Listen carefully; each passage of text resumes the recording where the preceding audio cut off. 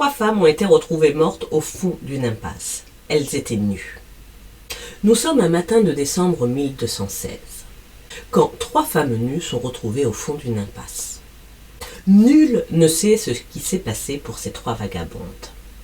Elles sont placées dans un chariot et menées au cimetière des innocents afin d'être inhumées avec les indigents. Personne ne sait qui elles sont. Au moment de les mettre en terre, l'une d'elles gigote. Elle tend la main et dit « À boire! À boire du vin !» Vous y attendiez pas, n'est-ce pas? Les fossoyeurs sont surpris, examinent les corps de plus près. Effectivement, les 3 femmes sont gelées, mais pas complètement raides. On leur apporte des couvertures, on les enveloppe, on les met à l'abri, on les réchauffe, on leur donne de quoi se substanter un peu, et nos 3 femmes reprennent des couleurs. Chevaleresse d'aujourd'hui. Ça, c'est pas pour les fragiles. 12 heures plus tôt.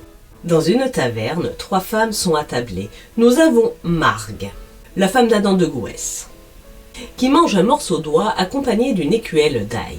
Alors vous le savez certainement pas, mais franchement, l'oie c'est dégueulasse et c'est fade. Alors une bonne écuelle d'ail, c'est à peu près ce qu'il faut pour faire passer cette viande, qui pourtant, à l'époque, est appréciée.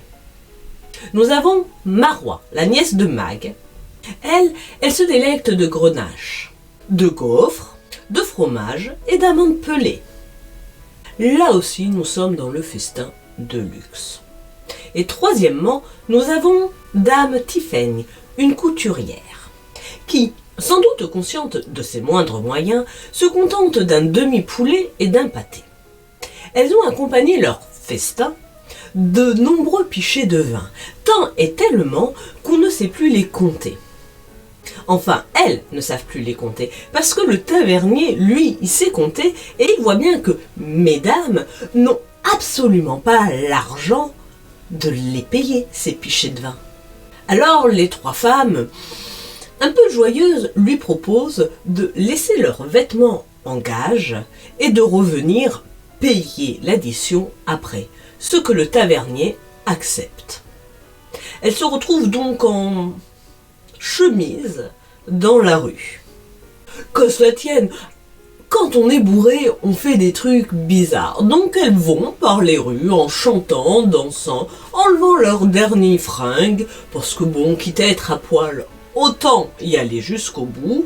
Et puis à un moment, au bout d'une impasse un peu perdue, elles sont fatiguées, s'assoient là et s'endorment.